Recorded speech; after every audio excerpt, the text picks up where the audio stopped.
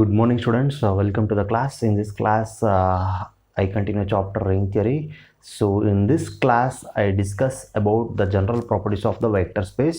In the previous class, I discussed some problems on vector space. So, see here the general properties of the vector space. The first theorem is in vector space V over the field F. In vector space V over the field F, we have to prove C into 0 is equal to 0. Here C is a scalar, so that's why that is present in the field F, and 0 into alpha is equal to 0. Here alpha is a vector, so that is present in V. So and minus C into alpha is equal to minus C alpha, or that is equal to C into minus alpha. That means ನೋಡಿ ಇದು ಏನು proof ಮಾಡ್ಬೇಕಂತ, V is a vector space. ಅದು already vector space ಆಗಿದೆ. Vector space ಆಗಿದೆ ಅಂದರೆ ಅದು ಏನೇನು ಕಂಡೀಷನ್ಸ್ ಇರುತ್ತೋ ಅಷ್ಟನ್ನು ಕೂಡ ಸ್ಯಾಟಿಸ್ಫೈ ಮಾಡುತ್ತೆ. ಹಾಗಿದ್ರೆ ಯಾವುದಾದ್ರೂ ಒಂದು ಫೀಲ್ಡ್ ಅಂದರೆ ಫೀಲ್ಡಲ್ಲಿರ್ತಕ್ಕಂಥ ಯಾವುದಾದ್ರೂ ಒಂದು ಎಲಿಮೆಂಟ್ನ ತಗೊಂಡು ನೀವು 0 ಜೊತೆ ಮಲ್ಟಿಪ್ಲೈ ಮಾಡಿದ್ರೆ 0ನೇ ಬರುತ್ತೆ ಅಂತ ಪ್ರೂಫ್ ಮಾಡಬೇಕು. ಹಾಗೆ ಒಂದು ವೆಕ್ಟರ್ನ ತಗೊಂಡು 0 ಜೊತೆ ಮಲ್ಟಿಪ್ಲೈ ಮಾಡಿದ್ರು ಕೂಡ 0ನೇ ಬರುತ್ತೆ ಅಂತ ಹೇಳಿ ಪ್ರೂಫ್ ಮಾಡಬೇಕು. ಹಾಗೆ ನೆಕ್ಸ್ಟ್ ಏನಂದರೆ ಮೈನಸ್ ಸಿ ಇಂಟು ಆಲ್ಫಾ ಅಂದರೆ ಮೈನಸ್ ಸಿ ಅನ್ನೋದು ಇಟ್ ಇಸ್ ಅ ಫೀಲ್ಡ್, ಆ ಸ್ಕೇಲಾರ್ ಎಲಿಮೆಂಟ್. ಸೊ ಫೀಲ್ಡಲ್ಲಿರುವಂಥ ಎಲಿಮೆಂಟ್ ಅದನ್ನು ಒಂದು ವೆಕ್ಟರ್ ಜೊತೆ ಮಲ್ಟಿಪ್ಲೈ ಮಾಡಿದ್ರು ಅಥವಾ ಮುಂಚೆನೇ ಅದ್ರ ಜೊತೆ ಒಂದು ವೆಕ್ಟರ್ ಜೊತೆ ಅದನ್ನು ಮಲ್ಟಿಪ್ಲೈ ಮಾಡಿ ಮೈನಸ್ಸಿಂದ ಮಲ್ಟಿಪ್ಲೈ ಮಾಡಿಕೊಂಡ್ರು ನಿಮಗೆ ಸೇಮ್ ಆನ್ಸರ್ ಬರುತ್ತೆ, ಅಂದರೆ ಸೇಮ್ ವ್ಯಾಲ್ಯೂ ಕೊಡುತ್ತೆ ಅಂತ ಹೇಳಿ ಪ್ರೂಫ್ ಮಾಡಬೇಕು. That means this is the additive inverse of another one ಅಂತ, ಅಂದರೆ minus C into alpha plus C alpha is equal to 0. So ಹಾಗಂತ ಹೇಳಿ ಪ್ರೂಫ್ ಮಾಡಬೇಕು. ಈ ಅಡಿಟಿವ್ ಇನ್ವರ್ಸ್ ಬಗ್ಗೆ ನಾನು ರಿಂಗ್ ಥಿಯರಿನಲ್ಲೇ ಹೇಳಿದ್ದೆ.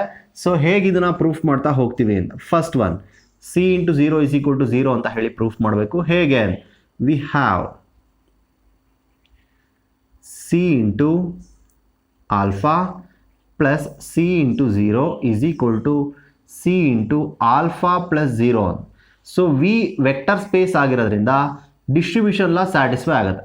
ಸೊ ಡಿಸ್ಟ್ರಿಬ್ಯೂಷನ್ ಲಾ ಸ್ಯಾಟಿಸ್ಫೈ ಆಗುತ್ತೆ. ಸೊ ಅದನ್ನು ನಾನು ಬರಿತಾ ಇದ್ದೀನಿ distribution ಲಾನ.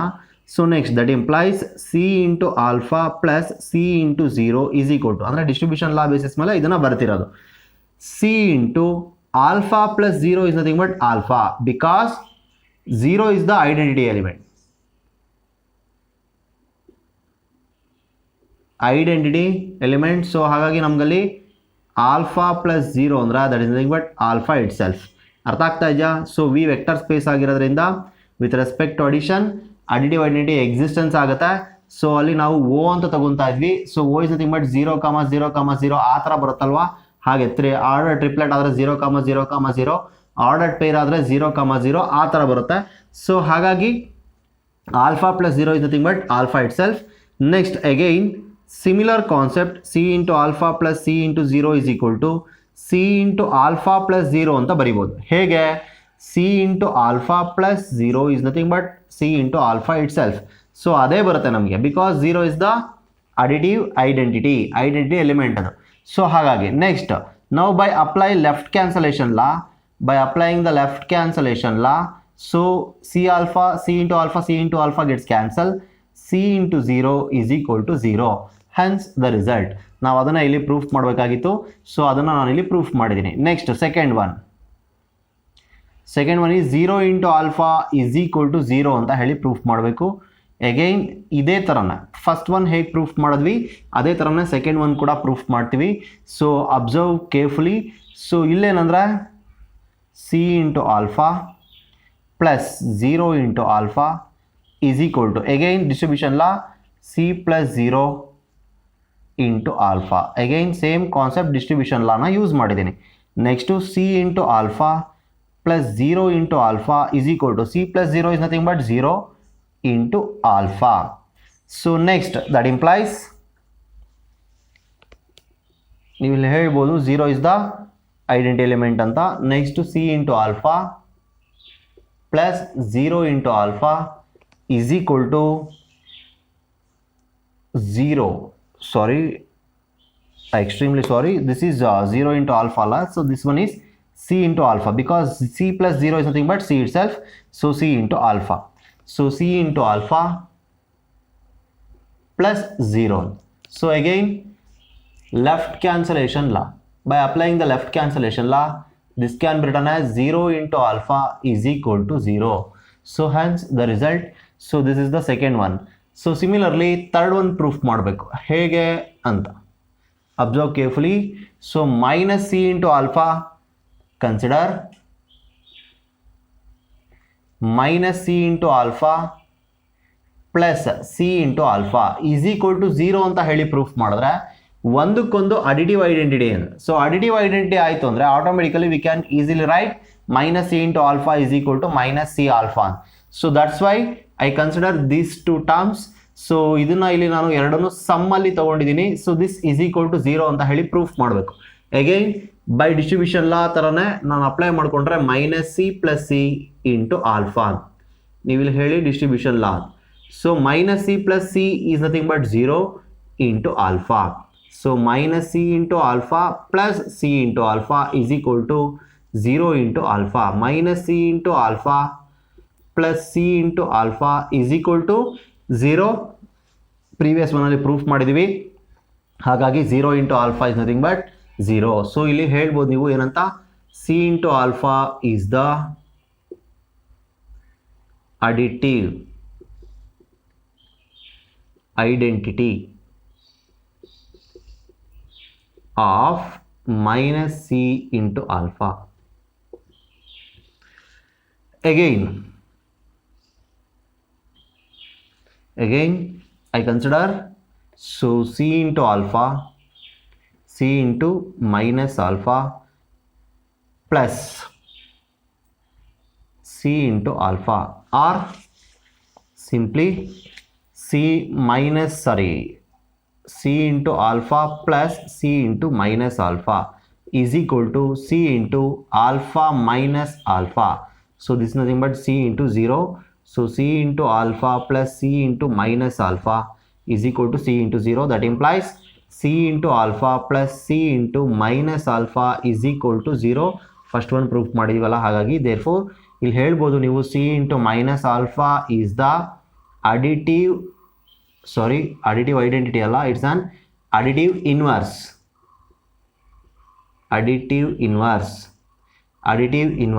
of c into alpha, additive inverse of c into alpha. Therefore from these two terms, notice c into alpha is the additive inverse of minus c into alpha, and c into minus alpha is the additive inverse of c into alpha. Therefore minus c into alpha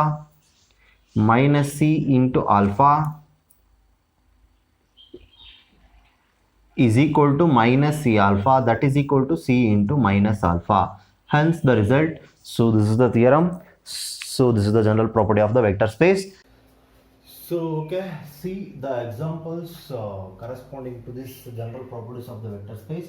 The first one, in a vector space V over the field F, show that c into alpha is equal to 0 implies c is equal to 0 or alpha is equal to 0. ಅಂದ್ರೆ c into alpha 0 ಆಗಿದ್ರೆ either c is equal to 0 or alpha is equal to 0 ಅಂತ ಹೇಳಿ proof ಮಾಡಬೇಕು. So ಹೇಗೆ ಇದನ್ನ proof ಮಾಡೋದು, suppose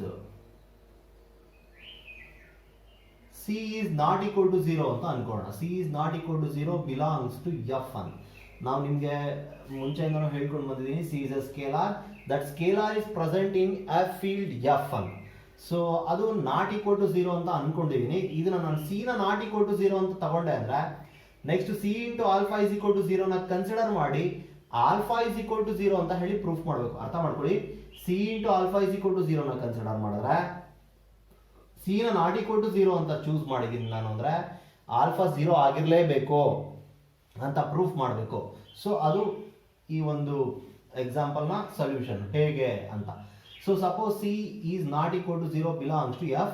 So this is the element of f field f. Field allirodrinda thus there exists c inverse belongs to f such that c into c inverse is equal to 1. Because c inverse is the multiplicative inverse of c. C is a non-zero element of field. Every non-zero element of a field having a multiplicative inverse. So that's why c into c inverse is equal to 1. Now consider c into alpha is equal to 0. So c into alpha is equal to 0 na consider ಮಾಡ್ತಾ ಇದೀನಿ. So operate c inverse on both sides. So c inverse into C into alpha is equal to C inverse into 0.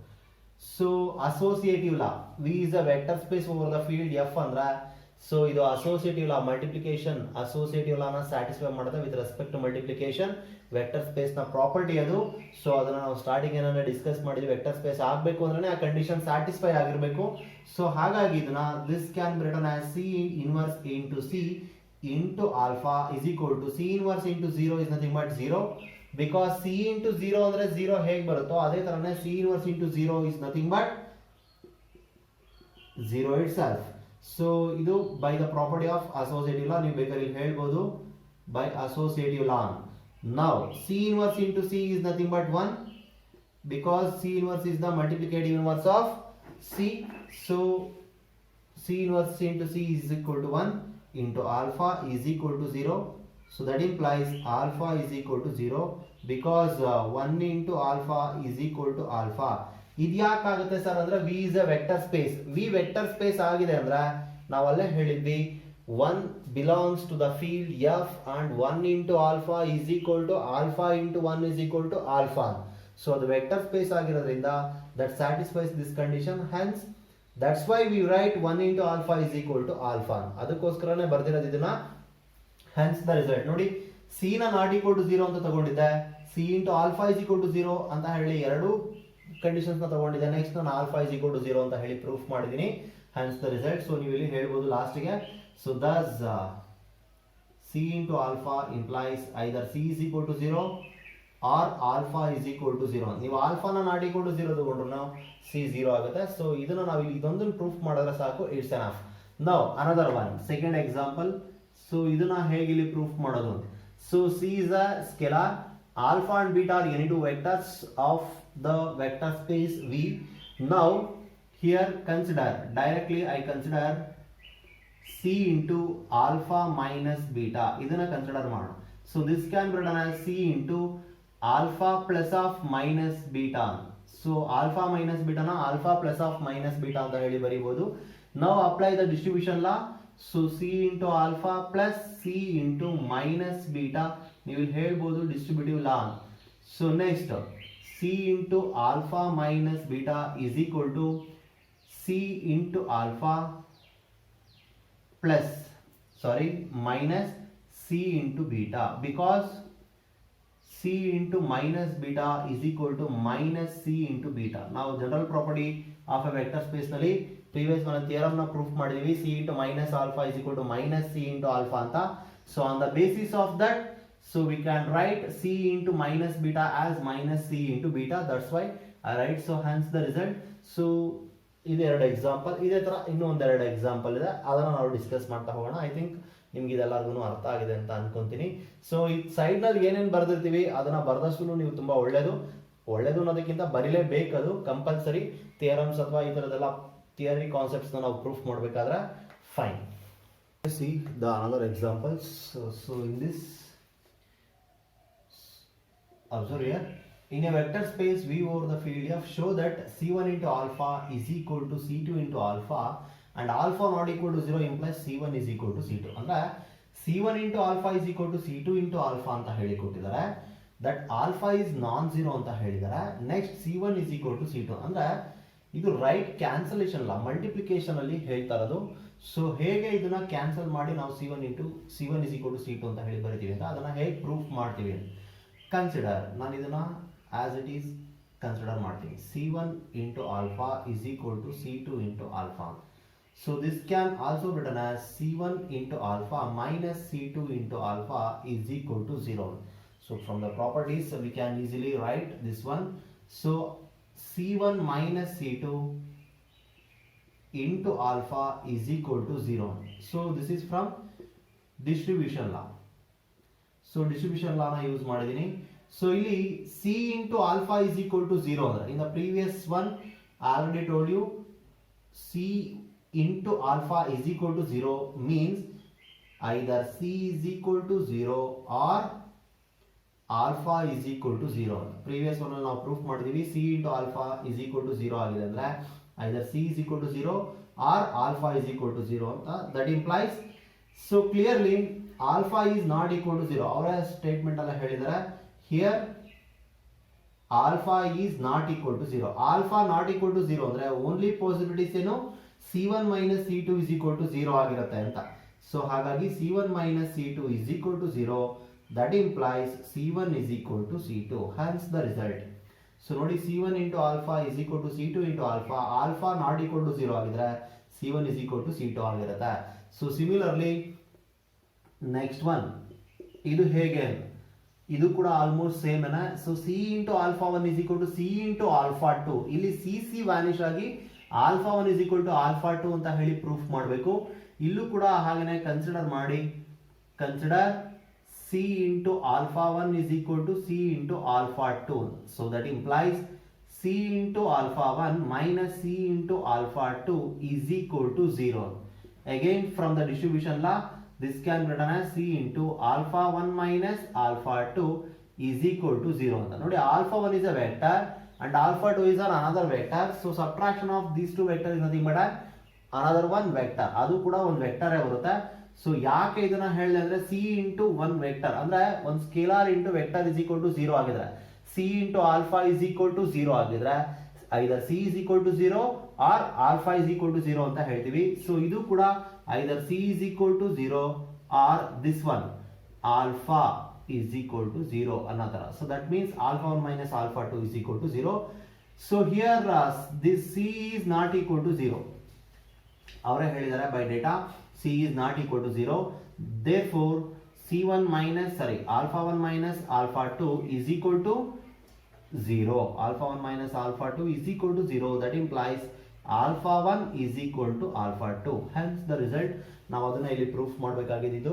So ಇದಿಷ್ಟು general properties ಮತ್ತು ಅದರ ಮೇಲಿನ examples ಇದಿಷ್ಟು ಕೂಡ next ಕ್ಲಾಸ್ನಲ್ಲಿ ನಿಮಗೆ ಸಬ್ಸ್ಪೇಸ್ನ ಸ್ಟಾರ್ಟ್ ಮಾಡ್ತೀನಿ. ಸಬ್ಸ್ಪೇಸ್ ಅಂದ್ರೇನು, ಸಬ್ಸ್ಪೇಸ್ ಮೇಲೆ ಯಾವ್ಯಾವ ಥರ ಥಿಯರಮ್ಸ್ ಇದೆ, ಪ್ರಾಬ್ಲಮ್ಸ್ ಏನಿದೆ ಅದೆಲ್ಲ ನೆಕ್ಸ್ಟ್ ಕ್ಲಾಸ್ನಲ್ಲಿ ಡಿಸ್ಕಸ್ ಮಾಡೋಣ. ಐ ಥಿಂಕ್ ಎಲ್ಲರಿಗೂ ಇದು ಅರ್ಥ ಆಗಿದೆ ಅಂತ ಅನ್ಕೊಂತೀನಿ. Thank you for watching. Thank you all.